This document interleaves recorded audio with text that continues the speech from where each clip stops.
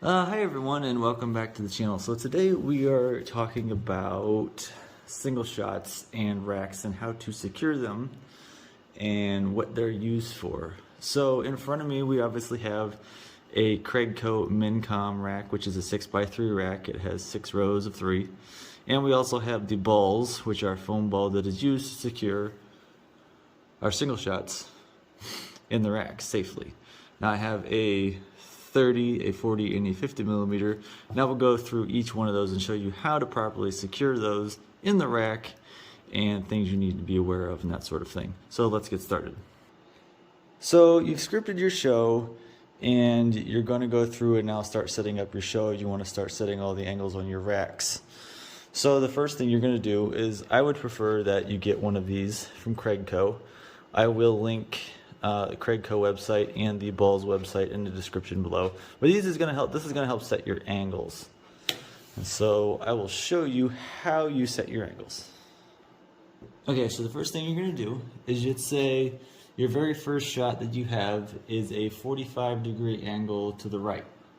So what you do is you take your angle and you loosen up, and then you'll take and you'll angle this over until this edge of the square tubing lines up with the 45-degree angle on here. So what we'll do is we'll slide it over, get it lined up pretty good, and then we will lock this temporarily, not the whole way, but temporarily in place, because let's say you need to set your second and third one in this row for a different angle. So you don't want to tighten it all the way up and have to loosen it and tighten it. So I temporarily tighten it about halfway, so it has tension on it. And then I'll go and I'll set my next angles. But for the purpose of this video, I'm just going to set this one. This is our first shot at 45, and let's say my second shot, let's say it's a 30-degree angle. So I'll loosen this up just a little bit, just so I can pull this. And we'll set this at, let's say, 35 degrees. So I'm going to find my 35-degree line. Slide it over, a little bit more, and just a little more, about 1 more degree. And that's pretty close right there. So we'll lock that into place. And then what we're going to do next is we're going to take one of our balls. We're going to take our 30 millimeter here. Let's say this is our first one. This is a raccoon, silver tiger tail, and green strobe mine. So what we'll do is we'll take our ball, take our single shot, and this will already be pre-matched in the bottom of here. You'll have your MJG or your rematch already connected.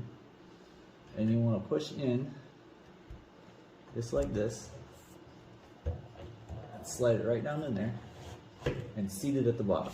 And that's good and secured. It's not going anywhere. Rack's not going anywhere. Just like that. As you can see, fits right down in there. Now, I'll show you how the 40 millimeter works. So our 40 millimeter works the same way. You're gonna have to push a little harder because it is a bigger round. Again, same concept. Take it, push it, right down in there, seat it all the way to the bottom. And that's simple. Now, 50 millimeter are a little bit different.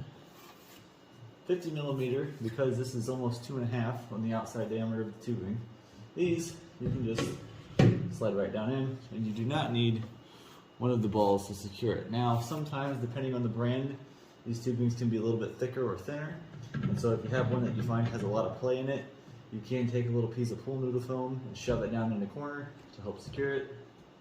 But for me, I typically shoot all of my 50 millimeter straight up into the air anyway. I'm not putting those on an angle for now anyway. So that's more than fine, but that's pretty much how you do that. Pretty basic, pretty simple. You can go through, a lot of people do it different ways. You can either preset all of your angles, or if you have a lot of racks, you can go just through your script, cue by cue, and set them all and do it that way. However you prefer, whatever your preferred method.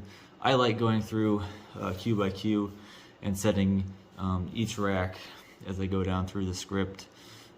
This just seems to be an easier process for me. That way I don't happen to accidentally miss one. But yeah, that's how you do it. I will link in the description for the Craigco Racks and for the Ballz. If you have any questions, drop it in the comments. Thanks.